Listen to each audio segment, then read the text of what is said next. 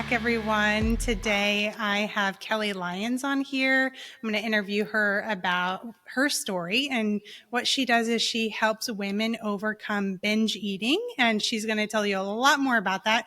But first, I just want to share how I met her. So we have the same business mentor, and she's super outgoing, so she volunteered on a couple calls, and I was like, I like her.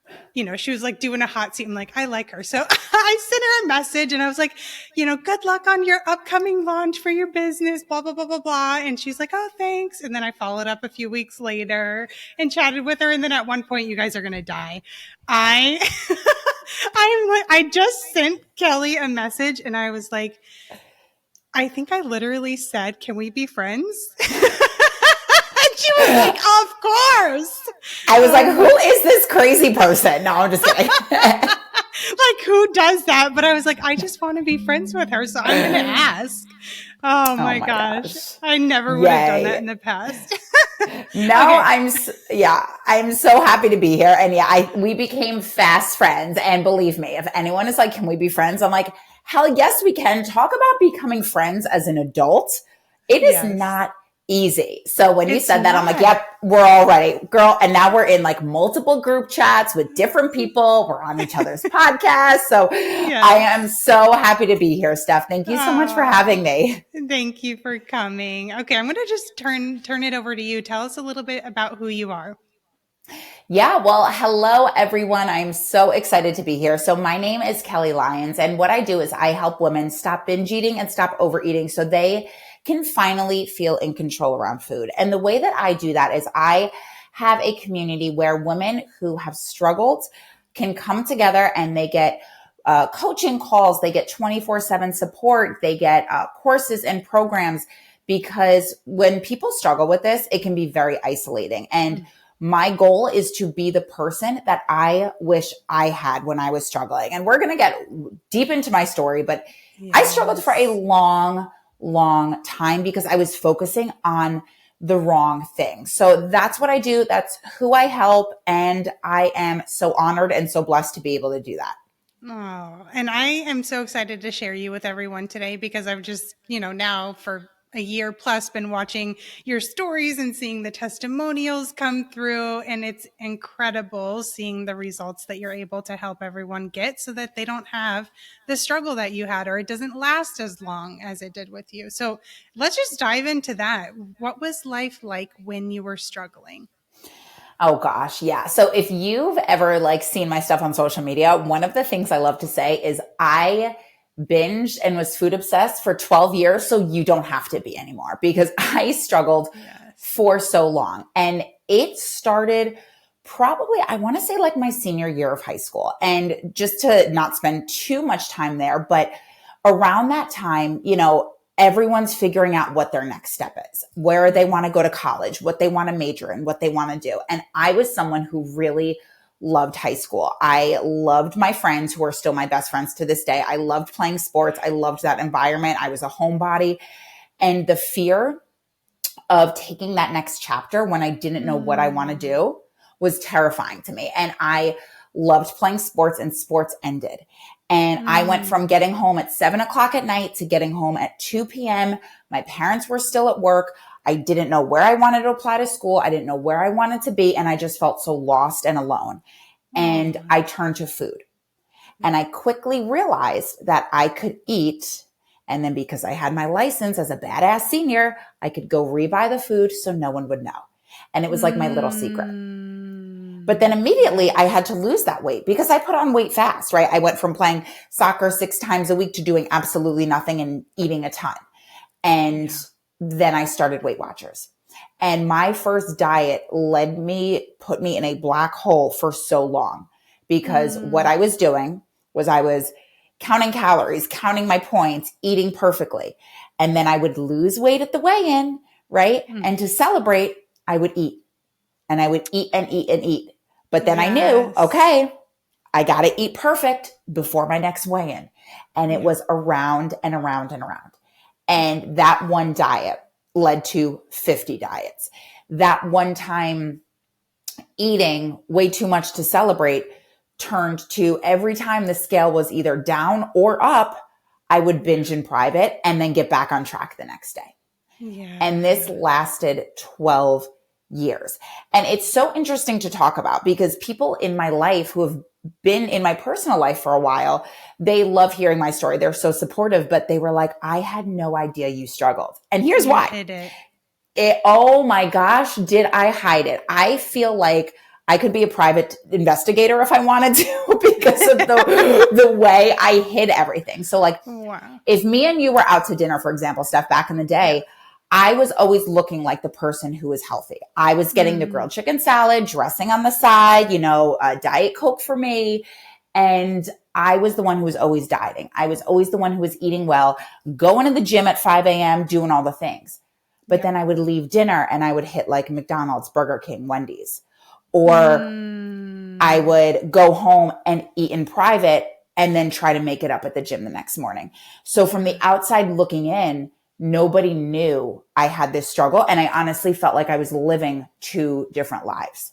Wow. And can I ask yeah. a question about that? Oh my gosh, of course. I'm about, I always rant. So if you No, ever it's okay. I want love to, it. just stop me. Yeah. No, just curiosity piqued for me. Is it common that people don't know? I personally, I haven't struggled with binge eating. So I just hearing you say that, I'm like, oh, like that's common for people. It's for people who struggle with binge eating. A lot of times the biggest emotion behind that is shame and guilt. So not only are you eating to cope with any shame and guilt that you have, you then have that those emotions again because you just ate. Yes, And what a the vicious shame cycle. Oh my gosh, it is. And that keeps it inside. Yeah. Because, if you're inhaling food and completely just going at it and someone comes in, it's a very vulnerable place to be. So a lot of times people hide it. Yeah. And, there are people who, if you're struggling with this, you may have talked about it with people. So for me, I remember telling people that I love, like, I can't stop eating. There's something wrong with me. And, with the best intentions, I mean, the advice I got was, well, just stop eating. Oh, I wish. You fixed it. I'm cured. Thank you. Oh, thanks. I had no idea that was the answer. I swear. And it's like, yes. And then obviously now looking back, they obviously had the best intentions. They don't have the training or whatever, but it's like, then you get angry. Like, why can't I figure this out? Why can't I just do that easy thing? Why can't I just stop eating? And this is, Steph, I'm an open book, but like a very distinct memory that I have. And I actually shared this in my previous episode. One of my podcasts was, I'm sitting in my car and I got wrappers and bags and everything. And I'm having the milkshake. And I think I'm on like my third or fourth McDonald's cheeseburger. And as I'm doing it, I am sobbing. And I'm eating and I'm sobbing and I'm hidden in a parking lot behind like my old middle school that I went to. And it was super late at night and I'm just sobbing. And I just remember saying out loud, why can't I figure this out? I am smart. I work hard. I'm athletic. I'm a good person. Why can I not do the most basic thing that I was given since the day I was born? Where did it go? Why don't I know how to eat? And it was really hard. And to this day, like I'm years out of that and I still have the chills when I talk about that. I got teary-eyed. Because thank you. Yeah. And because it's just such it's such a shame and guilt. What is wrong with me? Why can't I do this? How am I failing my body? And that self-hate though, it gets you to keep eating. So again, it's this constant cycle. Yeah. And that line that you just said, like, why can't I figure that out? That is so relatable. So relatable. I mean, so many of my clients feel that way, whether they struggle with anxiety or overthinking or ruminating or rage or yelling.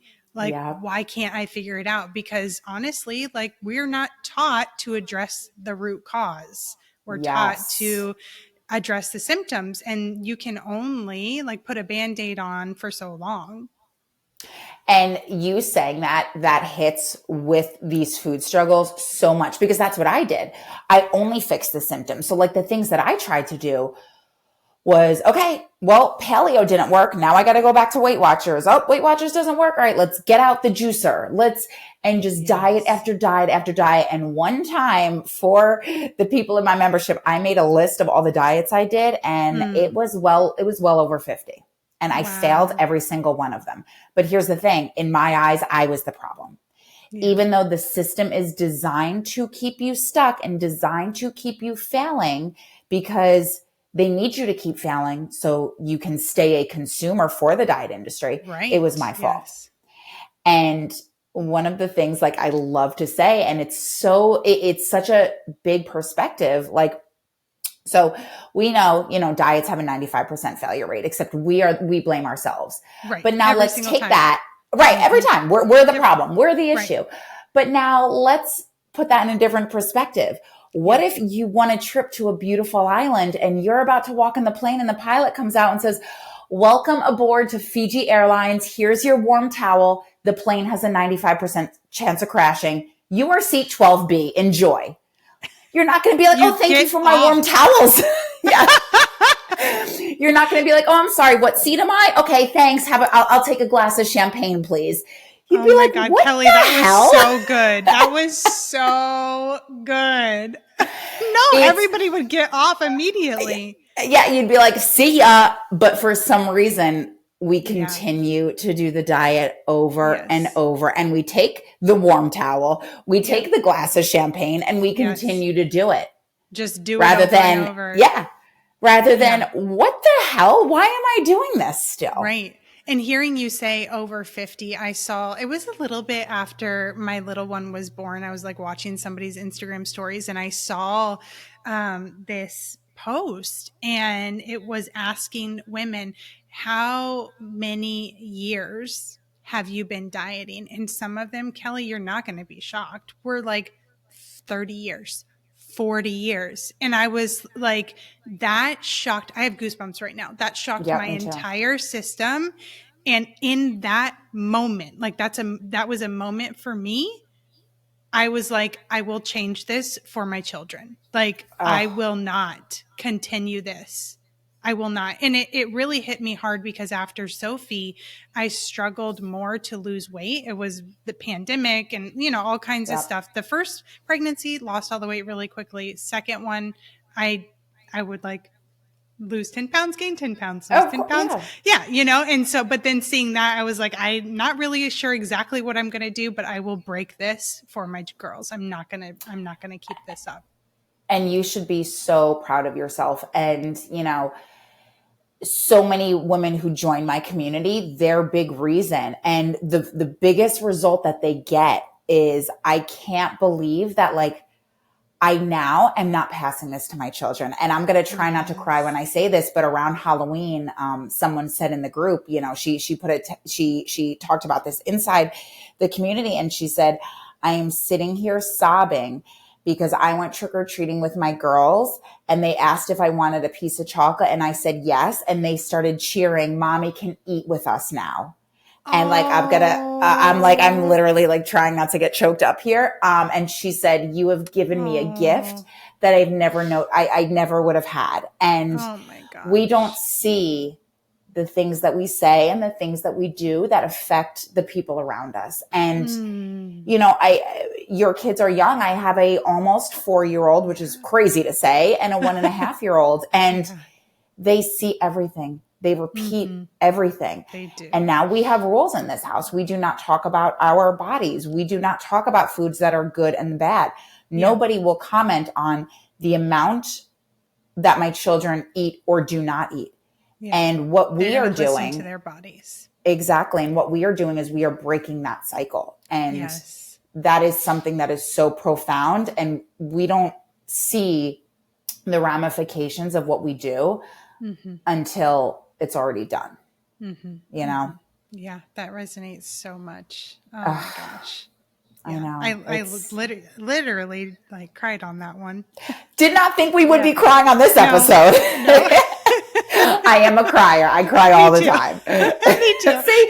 And that's why we're friends. And that is why we're We're friends. good. Yeah. Oh my And just to gosh. kind of go back to the things that I did to try to fix it, Yeah. I Yes. was focused on the external. So I had all the diets, everything under the sun, right? And then everything was, well, I need to exercise more. And at this time in my life, I actually worked at a gym. So you want to talk about someone who is the epitome of health from the outside looking in. I worked at a gym.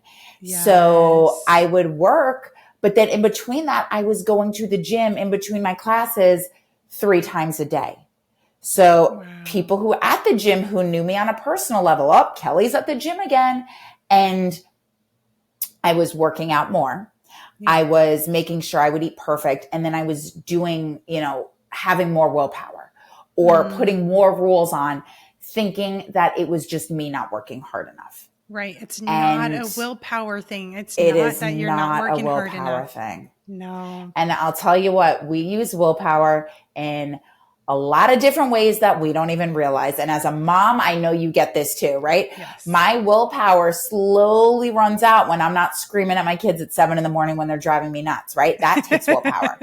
It takes willpower to not tell your boss off when they drive you insane. It takes willpower to not crash into the car that just cut you off. We use willpower in so many different ways. And for people who struggle with eating at night or binging, a lot of the biggest time usually is at night for a couple different reasons. But one of them is because your willpower tank has run out already and you're trying to use willpower when you don't have any left because you don't use willpower to make food choices. But that is a Band-Aid that we were taught. And that's the problem. Yes. I've heard so many women say that too. Like, I just don't have enough willpower. And I'm like, I'm sharing some of your stuff lately. I'm like, it's not a willpower thing. willpower, no doctor is finding willpower on an autopsy. No doctor is saying, yep, that person had willpower. Ooh, that one didn't, except we use that to determine our lives all the time. Yeah. And that was really, I was using so many Band-Aids to try to fix the problem. And those were probably the biggest. Yeah. Okay.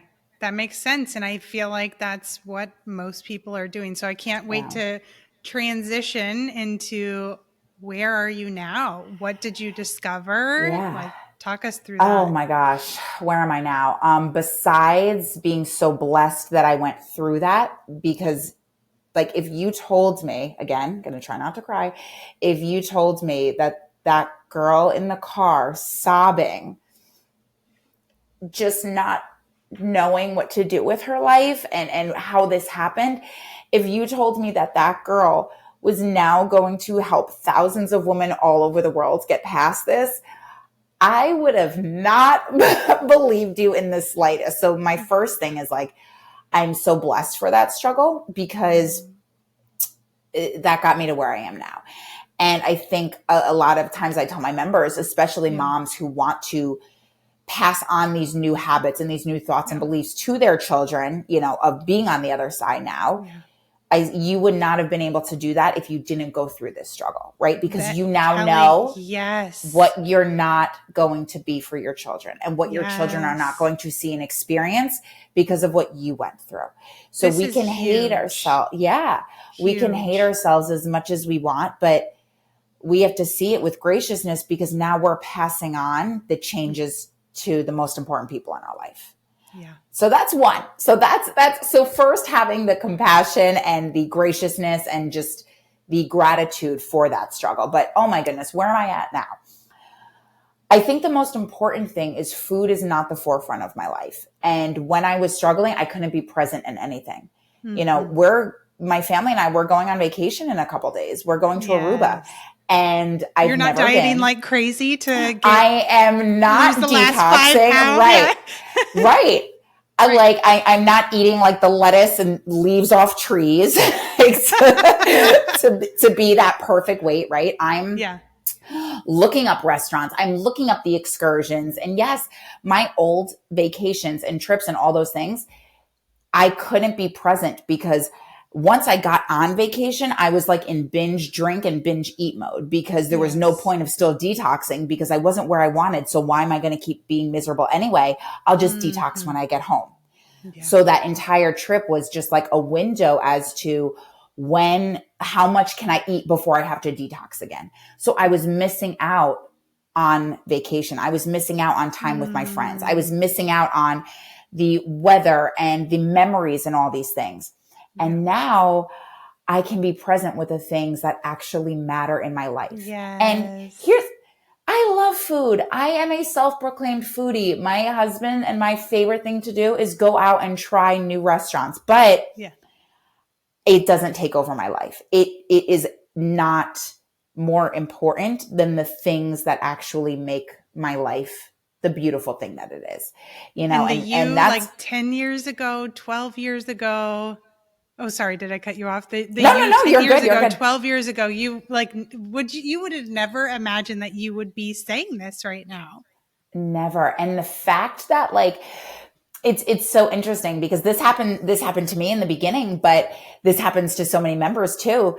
When they're talking about their wins, they're like, it's so crazy that you don't realize that like, wow, I haven't thought about food in 3 hours. And you're like, is this what it's like? And you're kind of questioning like, is that okay? Is that normal? Is that, oh my gosh, is this what life is like? When you have a meal, you put your fork down and then you go live your life. And then 4 or 5 hours later, you're like, wow, I'm hungry again. And you're like, holy crap, I haven't thought about food. And it's such a beautiful thing where you can use your brain space on things that actually matter. Yes. Right. And just being able to do this in front of, my children, and not even the binge eating and food obsession side, but also this entrepreneurial side where like you can help people. What you say and what you went through and what you're going to go through, it matters. So, and I know I can say the same for you. And I think one of the biggest things, and what a lot of people don't realize until they see the other side, is how the lack of food obsession and the no longer struggling, how it elevates the rest of your life. Yes. Right. And I've noticed this with myself, but some things that my members say is their relationships got better. Yeah. Their sex life got better with their partner because they just felt more comfortable in their skin. Yes, they got the courage. Sense. They got the courage to ask for the promotion. Right. They went out. One of my members said, I isolated and I didn't want to see my friends because of how I felt about myself. She's like, and now I'm seeing my friends again. Right. Your social life goes back to the way you wish it was. Yeah. Unless you're like me and you're like, I'd much rather lay on the couch and watch TV. That's also fine too. Yeah. Whatever way you want it to be, you are just so much more comfortable in your skin, and you don't realize that every other aspect of your life elevates because you are not focusing on the thing that is hurting you anymore. And you are able to change that at the root, and everything else around you changes. Yes. This is so and that's, good. I feel like that's just the tip of the iceberg. We could, we could talk about it for hours, but I think those are the really, really big things. And also too, just being able to eat normally and have my weight and the way I feel. When I was struggling, it was like, because I was dieting so much, if I had a banana and then stepped on the scale the next morning, I would be a couple pounds heavier. Right. Yeah. And just no longer the crazy weight fluctuations and like the size of the clothes in every single size, because if you're having a fat day or a skinny day, it's just, you are who you are, and so much. Yeah. Right. And just exercising because you appreciate your body, not to lose weight. Not because you hate it. Exactly. Yes. You're exercising and you actually enjoy it again because you are doing it for reasons that change your life. For example, for me, I now exercise so I'm more patient with my children. I'm kinder. I have more energy. I sleep better. And I do it because it's me time. And rather than because I have to get in the smallest size possible, and then exercise is a punishment. So your whole relationship with exercise changes too, among a million other things. Yep, that makes sense. And so I Yeah. know that we said before you were, putting a Band-Aid on it and addressing the symptoms and the root cause. To really get into that, we would need a lot more time. That's why you have the membership now, so you can help people. But is there anything that you want to say around that specifically? Yes. Oh my goodness. So yeah, like Steph said, I was really just doing the Band-Aid, which obviously did not work and just made everything worse. And I realized that there was a lot of inner work that had to be done, and the reasons why. Because when you are, there are different reasons, but one of the biggest ones for me was I was turning to food because it was a response to one of my needs that were not being met.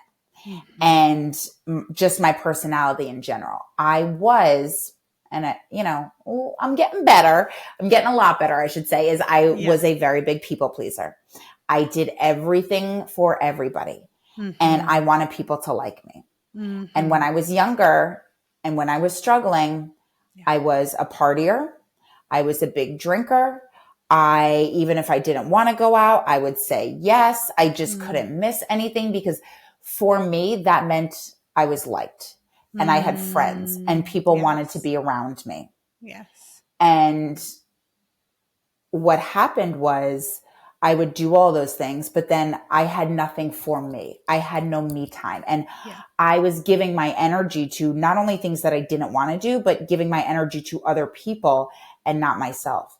So when I finally had that small window of time, I needed comfort and I needed energy and I needed to do something that made me happy. And that was in the form of food. Yes. So, Yeah. Yeah. I yeah. know people are going to resonate with that so much. I Yes. mean, when people talk about people pleasing, the amount of women, especially that Yes. struggle with that, is so it's heartbreaking, honestly. It really is. It really is. And I'm a yeah, recovering people pleaser as well, oh yeah, for sure. Yes.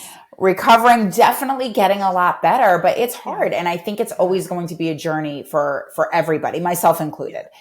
Yeah. And so for me, I had to figure out what needs were not being met for me, Mm-hmm. right?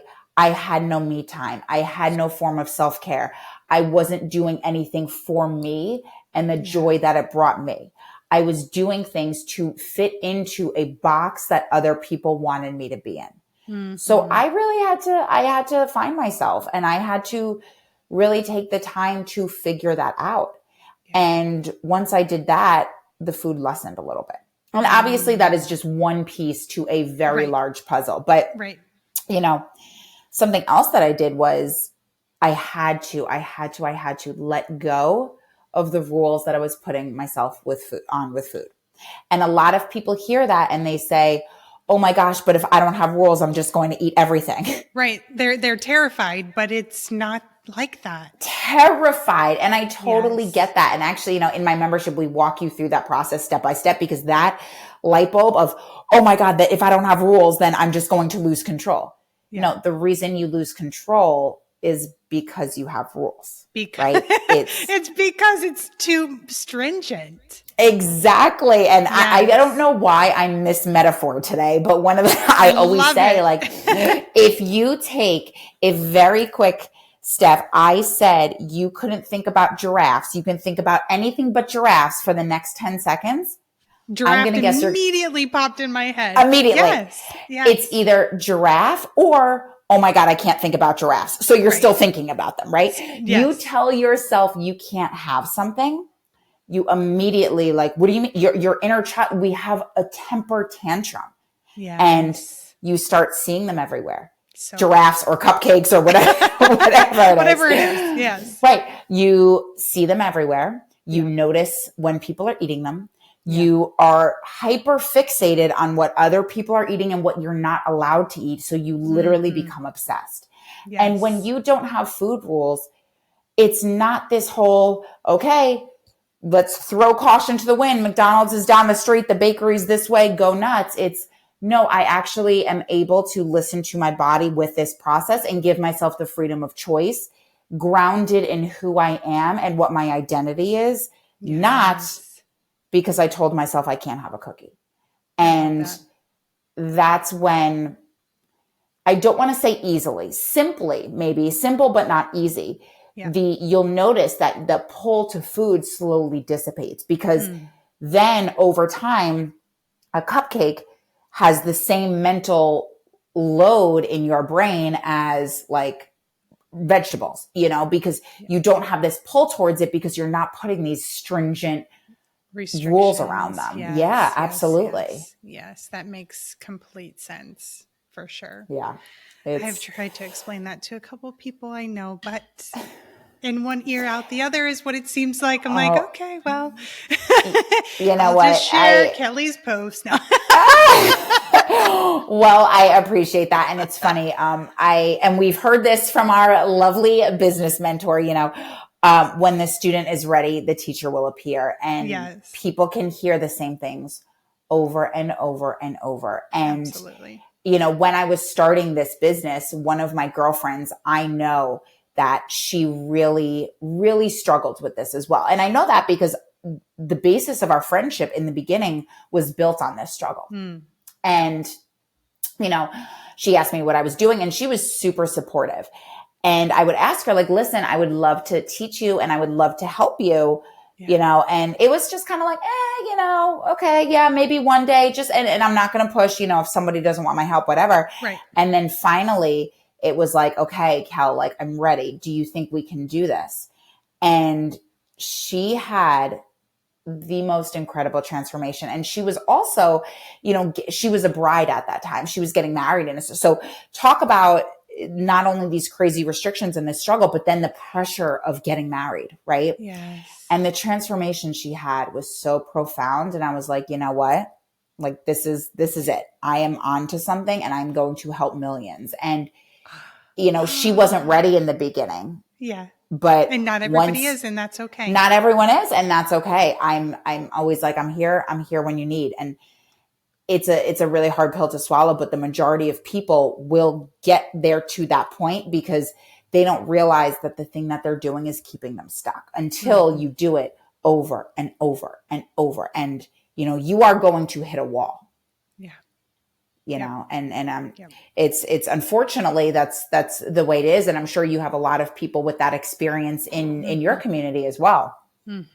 Absolutely. Yeah. I have one curious question about what you said. Yes. Okay, so this is at the beginning of the episode, you mentioned that you would celebrate with food. So it was turned into this cycle. It's like whether you did well or you didn't do well, I know you wouldn't categorize it like that anymore, then you would celebrate with food or go the opposite way with food. And I know that so many people celebrate with food, and I wonder if that piece now has shifted for you, if you're finding yourself celebrating your wins like in other ways.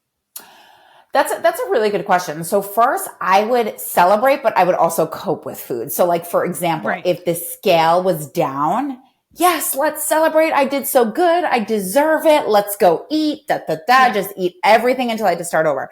But then if the scale was up, even like an ounce, I would be like, The oh my hell God, with I it. tried everything. Nothing works. Why am I Yeah. even bothering? So it's like, you couldn't win. You couldn't. And celebrating with food now, let's, for example, when we go away, I am so excited to try all the food, right? Yeah. Do we celebrate by going out to dinner with something? Absolutely. Do we celebrate, birthdays with birthday cakes?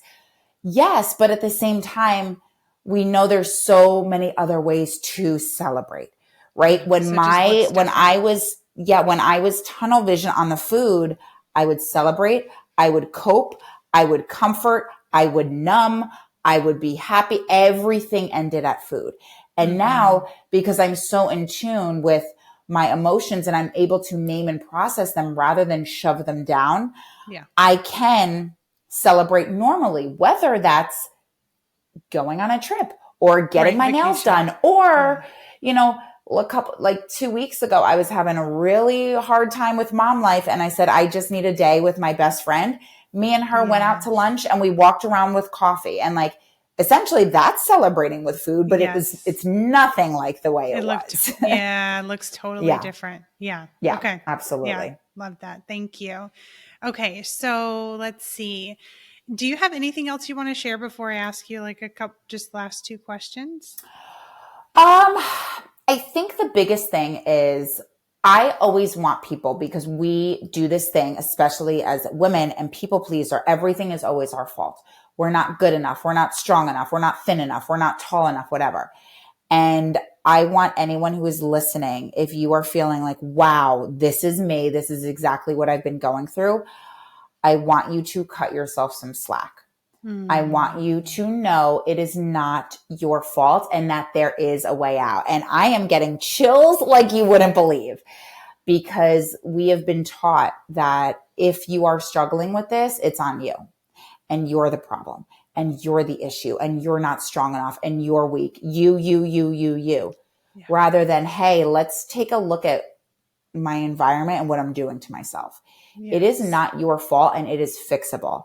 So I just want to give people that comfort in knowing that it is going to be okay. So I think that's the big like message that I want to send to people. Thank you for saying that. I was going to ask you something along that lines. Like, what would you want to tell somebody who was feeling stuck or broken or feeling shame, anything like that? So that's perfect. Oh, well, there we go. How can everybody find you? Oh, so the best place to find me is Instagram. So you can find me on Instagram at Kelly L Wellness. And I also have a podcast where I will be graciously present with Dr. Stephanie as well. And the podcast is the Food Freedom Society podcast. And in my podcast and Instagram, I do tips, resources. I have free trainings all the time. And I think the beautiful thing is what we help women with is so parallel and so connected. So I think our message will resonate no matter what you're struggling with. Mm-hmm. I totally agree. Thank you so much for coming on today. I'll link your Instagram and your podcast in the show notes too. Thank you so much for having me. I had a blast.